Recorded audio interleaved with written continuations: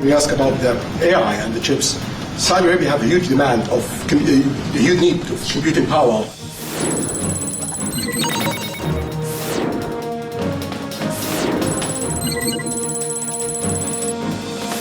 불안정이 얼마나 될지를 모르겠다라는 판단하는 사업을 다시 접는 일이 있었어요. 아무래도 지정학적 불안정성이 고조가 되고 있고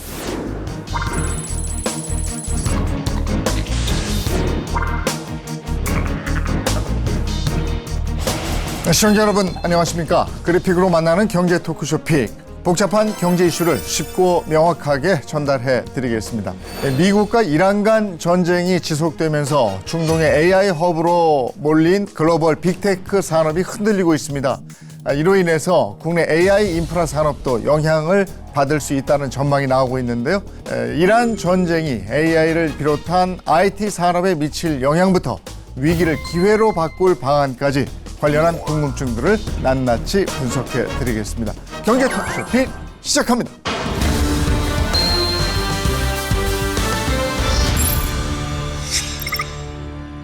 네, 오늘 함께해 주실 분들 소개해 드리겠습니다. 먼저 강승희 테이바 투자자문 대표 모셨습니다. 어서 오세요. 안녕하세요. 네. 그리고 유태양 무카사프 캐피탈 파트너 모셨습니다. 어서 오십시오. 안녕하십니까. 이슈를 보다 쉽게 전해줄 김우영 기자도 함께하겠습니다. 어서 오세요. 안녕하세요. 이란 전쟁이 지속되고 계속 길어지고 있습니다. 이러면서 AI 투자 지형에도 불확실성이 커지고 있는 건데요. 중동 국가에 대한 AI 산업 투자 현황 어느 정도 규모가 됩니까? 전쟁 전까지만 하더라도 이 걸프 지역은 글로벌 빅테크 기업들에게는 어쩌면 새로운 기회의 땅으로 평가를 받았습니다.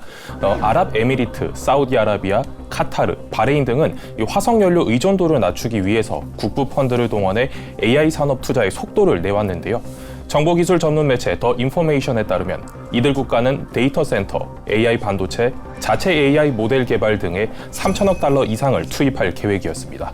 일례로 무함마드 빈 살만 사우디아라비아 왕세자의 AI 강국 전략하에 이 사우디는 국부펀드 산하 AI 기업인 휴메인의 주도로 향후 10년간 6.6기가와트 규모의 데이터 센터를 건설할 구상을 내놓기도 했는데요. 이 국제시장 정보업체에 따르면 중동의 데이터 센터 투자는 2025년 24억 6천만 달러로 급증했습니다.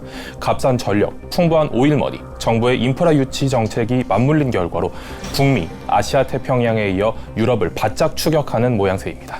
지금 들어보니까 거의 조 단위를 훌쩍 넘네요. 그렇죠. 몇십 조 단위인 것 같습니다. 특히 이제 사우디아라비아 같은 경우는 국부펀드 조금 아까 말씀하신 이제 휴메인 같은 경우가 이제 뭐 몇 백억 불 단위로 이제 넘어가는 규모로 투자 발표를 했었고 네옴시티도 얘기 굉장히 많았었잖아요. 네. 그리고 이제 크립토, 그러니까 가상화폐 도시도 만들겠다고 하고 이랬었는데 지금 AI가 나오면서 약간 AI 쪽 데이터 센터로 다 턴한 분위기인 것 같습니다. 거기다 이제 아랍에미레이트 같은 경우도 마이크로소프트도 152억 불 투자를 한다. 그래서 2029년도까지 투자한다는 얘기까지 있었습니다.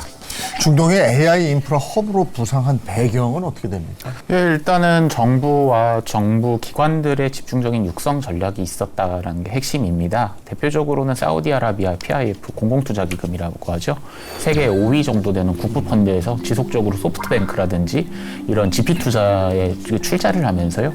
현재 빠르게 투자 액수를 늘리고 있고요. 또 하나는 아랍에미레이트 같은 지역들 같은 경우에는 현재 국부펀드들 아까 뭐 말씀한 무바달라 캐피탈이라든지 아니면 또 이 지역에서 G42와 같은 국가가 운영하는 테크 투자 전문 기업을 운영하면서 한 5년에서 10년 전부터 지속적으로 혁신산업 그중에서도 AI 인프라와 소프트 파워에 대해서 투자를 해왔습니다. 근데 이것이 어떻게 연결되냐면 사실 두바이 정도 말고는 이 지역에 있는 국가들과 도시들이 대부분 아직 석유 중심 경제 모델에서 크게 벗어나지 못하고 있거든요. 그래서 이걸 대안으로 고용과 국부를 늘리기 위해서 이들이 국부 펀드를 통해서 기술 투자를 하는데 넥스트 먹거리로 포커싱한 데가 바로 이런 AI 인프라 허브입니다. 막대한 오일머니가 AI 산업으로 가니까 당연히 이제 빅테크 기업들도 중동으로 향하고 있는 거고. 근데 여기에 대표적인 게 스타게이트 UAE 프로젝트가 있다던데 이게 뭡니까? 이게 이제 스타게이트 같은 경우는 이제 미국에서 원래 이름은 있는 거잖아요. 네. 미국에서 한 건데 UAE랑 이제 똑같이 이제 하는 거죠. 이제 데이터 센터들에서 300억 불 규모로 투자를 한다라고 얘기가 되고 있었고, 그다음에 5기가와트 정도의 캠퍼스를 만들겠다라고 얘기가 되고 있었는데 그 기가와트라는 단어 자체가 이제 몇십 조의 투자 금액이 들어가는 전기 인프라라고 보시면 될 것 같아요.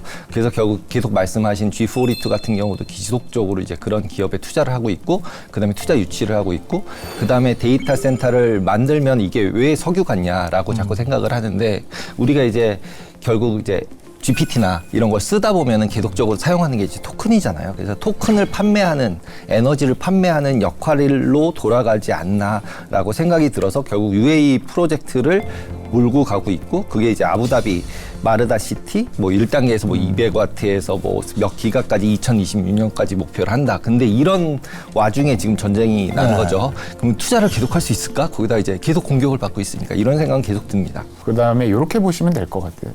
스타게이트 UAE 프로젝트 말씀 주셨는데 이건 어떻게 보면 점입니다. 그래서 아랍에미레이트는 사실은 한 10에서 20년 전부터 이미 인공지능을 위해서 자신들이 정책 팔리시를 정하고 그거에 맞춰서 추가적으로 육성 계획을 위해서 로드맵을 밟아왔고요. 그 큰 흐름을 보면 뭐 예를 들어 2017년 세계 최초로 인공지능부라는 부서를 만들었고, 또 UAE란 국가 단위가 아니라 그 7개국 연합왕국이지 않습니까? 그 연합국 예를 들어 아부다비, 두바이, 뭐 라스알카이마 이런 지역 단위에서도 자신들이 뭐 우린 2030년까지, 35년까지, 40년까지 이런 로드맵을 밟겠다라고 여러 차례 발표를 했어요. 이걸 위한 인프라 확충이 사실 많이 되었습니다. 예를 들어 세계 최초의 인공지능 전문대학교는 MBG UAI, UAE와 아부다비 정부가 같이 세우고 있는 대학교들, 이게 정상적으로 가동돼서 이미 이 인재들을 많이 배출하기 시작했거든요. 눈에 띄는 것이 스타게이트 UAE 프로젝트였습니다. 그런데 이 스타게이트 UAE 프로젝트가 올해 초에 조금 시동을 걸려고 하던 차에 이번 이란 사태가 발발을 하면서 사실은 좀 셈법이 모두가 골치 아파졌죠.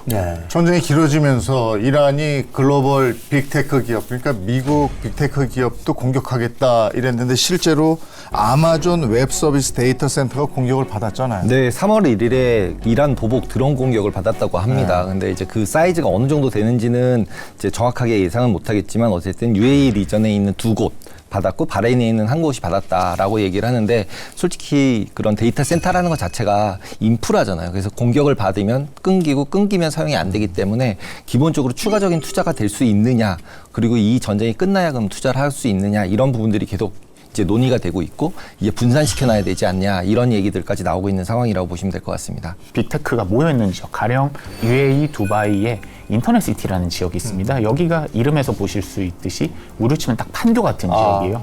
IT 기업, 그리고 외국계 중동 본부들이 여기 위치했는데 이 지역에 대한 공격이 집중되고 있고요. 바레인의 몇몇 지역에서도 IT 물류라든지 IT 헤드쿼터들이 몰려있는 지역들이 있는데 이 지역에 대한 공격이 현재 집중되고 있습니다.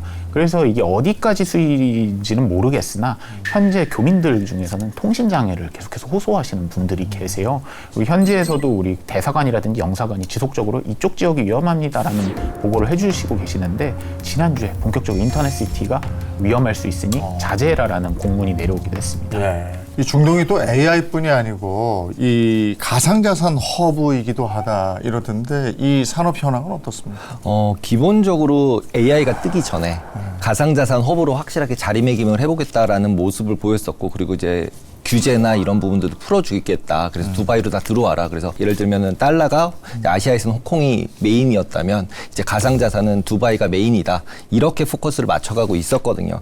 그런 와중에 이제 조금 AI가 더 확장이 되면서 약간 가상자산에서 AI 쪽으로 좀 포커스가 넘어가는 느낌이었고요.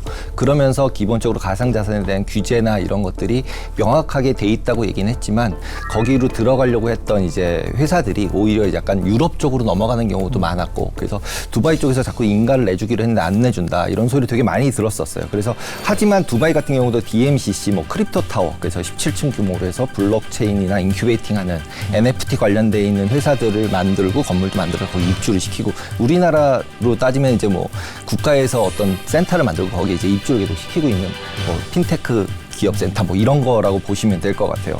그리고 아부다비도 이제 ADGM이라고 불러서 뭐 톤 DLT 재단에 등록돼서 체인링크 만들고 RWA라는 토큰화도 하고 있고, 기본적으로 계속적으로 포커스를 하고 있다라고 보시는 게 맞을 것 같습니다. 이란이 호르무즈 해협 통행료 얘기를 하면서 처음에는 위안화 결제를 얘기했다가 요즘에는 또 스테이블 코인을 받겠다 뭐 이런 거라는데, 이건 어떻게 보십니까? 그러니까 저도 이제 블룸버그 뉴스에서 본 내용인데 네. 기본적으로 스테이블 코인이라기보다는 비트코인이나 기타 다른 암호 자산으로 받겠다. 그러니까 미국하고 지금 일단은 금융거래가 안 되잖아요. 위안화는 지금 되는 거고 지금 이제 지나다니는 배는 위안화를 또 안 쓰는 나라들도 있을 수 있잖아요. 예, 그러면 이제 스테이블 코인 같은 경우는 달러 기반이니까 달러는 있으니까 너네들이 달러로 바꿔서 스테이블 코인으로 내라. 그것도 받아주겠다. 스테이블 코인이라는 게 되게 애매한 게 어쨌든 이제 규제를 통해서 이제 미국 달러를 이란이 못 쓰게 막아버렸는데 네. 스테이블 코인은 쓸 수 있잖아요. 그러게요. 그러니까 이제 미국 달러를 쓰게 되는 거죠, 그냥 저절로. 네, 이런 상황이 되기 때문에 이제 이 부분이 어떻게 사이즈가 커질지라는 부분에 대해서는 오히려 이 전쟁을 통해서 크립토나 이런 가상자산 시장이 더 커질 가능성도 있어 보이는 상황이라고 보시면 됩니다. 전쟁 전에 보면 중동에서 여러 가지 국제 행사도 열리고 활발했었단 말이죠. 그런데 이게 지금 줄줄이 취소되거나 연기되고 있다 이런 건데 관련 내용 취재하셨죠?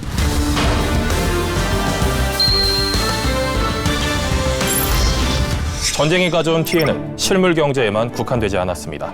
중동은 바로 마이스 산업의 메카인데요. 중동 지역 내 전시와 박람회, 국제회의들이 줄줄이 취소되거나 연기되고 있습니다. 수치와 함께 보시면 이해가 편하실 것 같습니다. 중동 지역의 전시와 박람회 출품사 수는 지난 2024년 14.3만 개로 6년 전과 비교해 1.3만 개에 늘었습니다. 참여 기업만 늘어난 것이 아닌데요. 방문객 수 역시 지난 6년간 무려 40만 명이 늘었습니다. 또 행사 수 역시 100건 넘게 늘어나는 등 중동에서 열리는 국제 행사에 대한 관심은 꾸준히 늘어왔습니다. 올해에도 오일머니의 미래 산업으로 꼽히는 AI와 암호화폐 관련 행사가 무더기로 예정됐었는데요. 하지만 전장이 끊임없이 확전되면서 행사들이 취소되거나 연기되고 있습니다. 실제로 지난 3월 세계 최대 전자상거래 마케팅 행사 어필리에이트 월드 글로벌은 개막을 불과 이틀 앞두고 전격 취소됐는데요. 바로 개최지가 아랍에미리트 두바이였다는 점 때문이었습니다. 이 주최사인 홍콩 VCEGH는 막대한 손실을 감수하고 이 같은 취소를 결정했습니다. 이 같은 피해는 앞으로도 이어질 것으로 전망됩니다. 가장 먼저 이달 6일에서 7일로 예정됐던 두바이 AI 페스티벌이 있습니다. 이 두바이에서 매년 열리는 글로벌 AI 행사인데요. 정부에서는 과학기술정보통신부 관계자들을 파견하고 한국관을 구축해 현지 네트워킹, 기업 지원, 포럼 운영을 추진할 예정이었습니다. 다만 전쟁 문제로 올해 하반기로 행사가 연기되며 이는 시행되지 않았습니다. 만약 이란 전쟁이 장기화될 경우 보시는 행사들은 모두 연기나 취소가 불가피할 것으로 보입니다. 미국과 이스라엘, 이란의 충돌이 3국을 넘어 글로벌 산업계 전체로 퍼지고 있습니다. 지금 중동 지역 내 우리나라 AI 협력 상황은 어떻습니까? 데이터 센터를 계속적으로 짓고 투자를 하고 네옴시티도 하고 이런 부분에 있어서 결국은 우리나라도 대기업들은 다 가 있다라고 보시면 될 것 같아요. 특히 이제 데이터 센터에서는 지금도 계속 말이 나오는 HBM, 메모리 같은 경우는 거의 우리나라 독점에 가까운 상황이기 때문에 그 부분에 있어서는 전부 다 핵심 삼성전자, SK하이닉스 모두 다 이제 핵심 공급 파트너고요.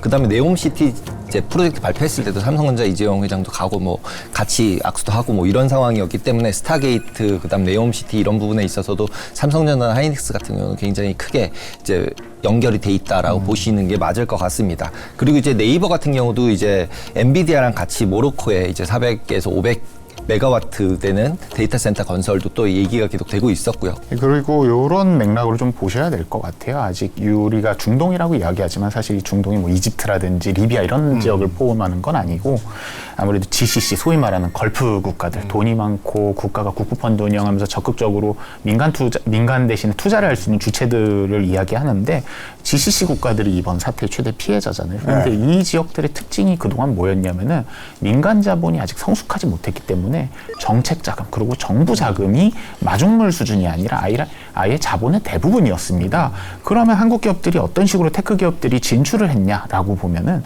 바로 이런 정부의 파트너인데 정치적으로 미국 또는 중국의 손을 빌릴 수가 없을 때 보통 한국을 제3의 대안으로 많이 선택하곤 했거든요. 대표적으로 이런 사례가 있습니다. 지금 아랍에미레이트 아까도 이야기했지만 G42라는 국가가 운영하는 기술 투자 지주회사가 있어요. 그런데 G42가 원래는 미국 쪽 기업에도 많이 투자를 하다가 2020년대 이후에 중국 기업에 투자를 많이 받고 또 실제로 투자도 했습니다. 그러다가 어떤 일이 벌어졌냐면 2024년에 마이크로소프트가 G42와 파트너십을 맺었다는 이유로 최종적으로 미국 국회에 소환이 됩니다. 그래서 G42는 중국과 친한 기술 기업이고 여기를 통해서 마이크로소프트의 기술이 G42를 통해서 중국으로 흘러나가는 게 아니냐라는 청문회가 열린 적이 있었어요.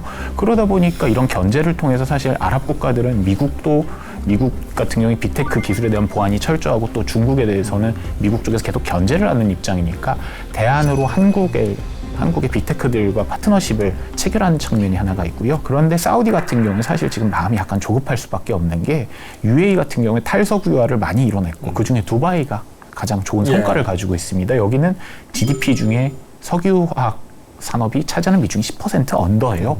그 말은 우리가 반도체가 우리 산업에서 차지하는 비중과 비슷하다는 소리인데 그 정도로 많이 낮아졌다는 이야기인데 그러면 이게 이 배경에 뭐가 있냐?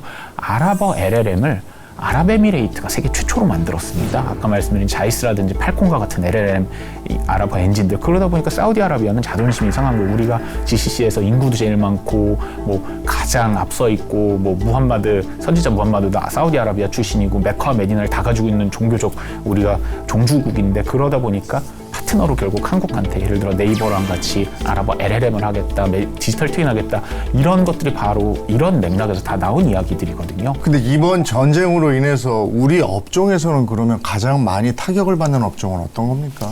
그러니까 타격이라고 해야 될지 이게 호재라고 해야 될지를 저는 잘 모르겠어요. 그러니까 왜냐하면 전쟁이라는 게 일어나면 단기적으로는 어떤 뭐 반도체를 못 팔게 되는 상황들 지금 가장 눈에 띄는 거는 이제 계속 저희가 얘기했던 HBM이라는 데이터 센터 건설돼야 되는데 이게 딜레이가 되면 연기가 되면 결과론적으로 우리가 납품해야 될 반도체를 납품을 못 하잖아요. 뒤로 지연이 되잖아요.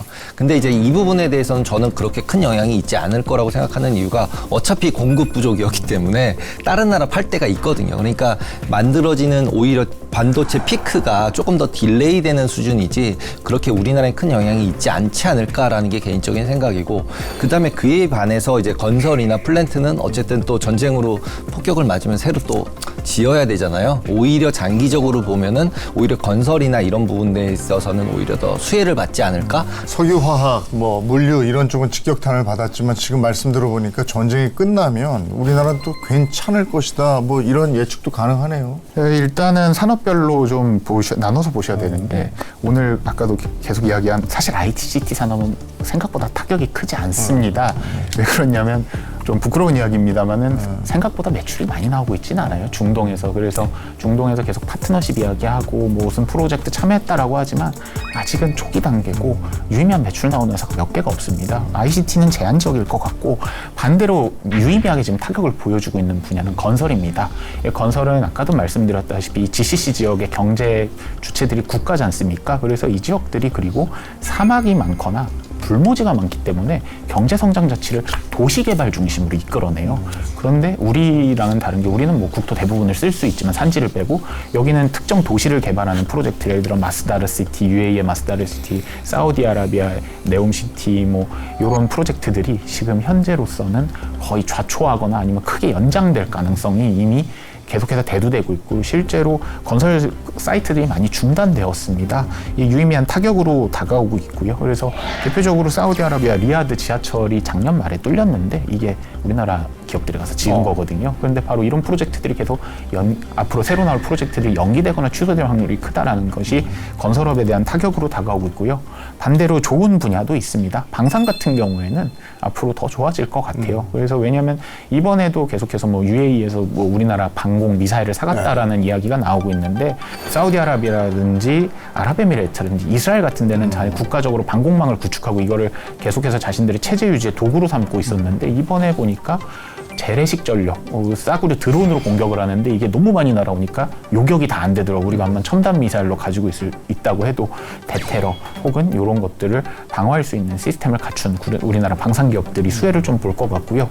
지금 드론 말씀하셨는데 이 드론이라든지 또 AI 기반의 군사용 그 무기들 이런 거에 반도체가 또 그렇게 많이 들어간다고 그러던데 이 방위 산업체에 들어가는 반도체 어느 정도나 됩니까? 사실 방위 산업은 반도체 시장의 주요 수요처 중 하나입니다. 이 통상 정밀 유도 미사일 한 기에 반도체 칩이 많게는 수백 개까지 들어가는 것으로 알려져 있는데요. 미사일 성능이 높아질수록 탑재되는 반도체 수도 늘어나게 되어 있습니다. 이란군이 두바이 국제공항 등을 공격하는 데 활용한 드론에도 최소 수십 개의 반도체가 들어가는 것으로 알려져 있습니다.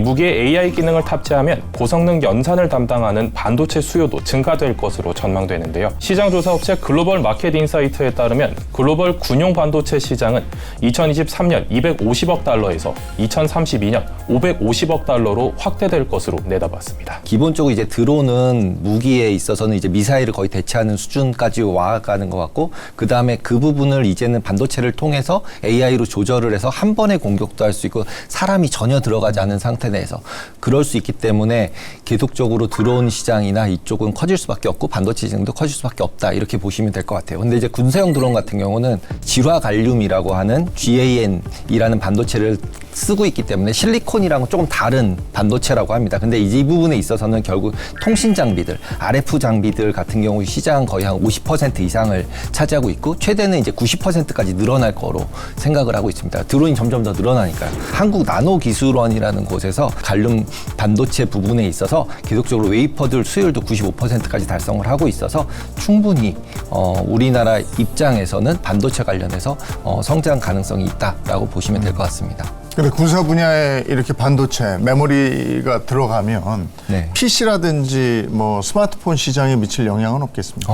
가격이 문제가 되겠죠. 네. 일단은 왜냐하면 지금 스마트폰이랑 노트북 같은 경우는 삼성전자도 그렇고 기타 나머지 모든 회사들이 전부 다 비상사태입니다. 왜냐하면 반도체 가격이 올라가서 모바일폰, 핸드폰 가격이 너무 올라가는 거예요. 근데 노트북 가격이 너무 올라가요. 그러면 결국 수요의 입장에선 수요가 줄어들 수밖에 없죠. 그러다 보면 경기 둔화 쪽으로 연결되는 게 아닌가라고 생각할 정도로 지금 떨어지는 상황이어서 그 똑같이 삼성전자를 하더라도 반도체 사업은 너무 해피하고 좋은데 나머지 노트북이나 뭐 모바일폰 관련돼 있는 부서들은 굉장히 오히려 힘들다라고 보시는 게 맞을 것 같습니다. 우리나라 핵심 수출품이 반도체인데 그러면 이 반도체가 중동에서 차지하는 비율이 어느 정도나 됩니까? 기본적으로 중동에서 그렇게 매출이 일어나고는 있지 않은 상황입니다. 하지만 아까 앞에서 계획은 엄청 크잖아요. 네옴시티서부터 데이터 센터서부터 기가와트 부분이 29년도까지 되기로 돼 있기 때문에 향후에 있어서의 포텐셜은 굉장히 크기 때문에 다들 거기에 이제 가 있는 거죠. 지금은 계획 단계니까. 그래서 그 부분 때문에 조금은 더 뒤를 봐야 되지 않을까, 미래를 봐야 될까 생각이 들고요. 지금 전 세계 인공지능 관련해서 반도체 시장의 핵심은 뭐냐면 에너지 효율성입니다. 야, 이 정도 전력을 투입하는데 우리가 간단한 질문 하나 하는데도 이렇게 많은 에너지를 소모하나? 그러면 두 가지가 되겠죠. 우선 데이터 센터를 빨리 지어야 된다. 두 번째로는 에너지를 효율적으로 활용할 방법을 찾아야 된다. 그래서 NPU라든지 이런 대안적 반도체를 만드는 기업들도 계속해서 등장하고 있지만 에너지 공급원이랑 가깝고 이 에너지 생산 단가가 싸면서 무제한으로 좀 부지를 쓸 수 있는 지역.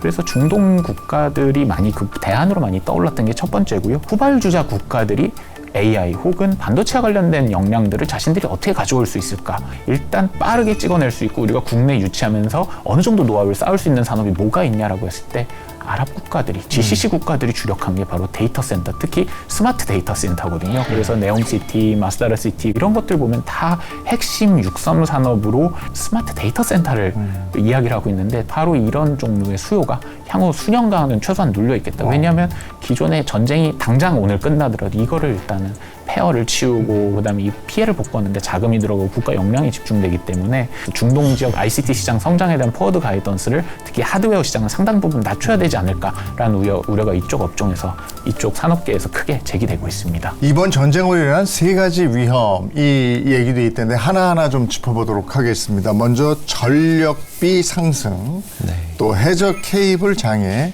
AI 칩 공급 차질 이렇게 세 가지 위험이 동시에 나온다 이렇게 거론되고 있습니다. 하나하나 좀 볼게요.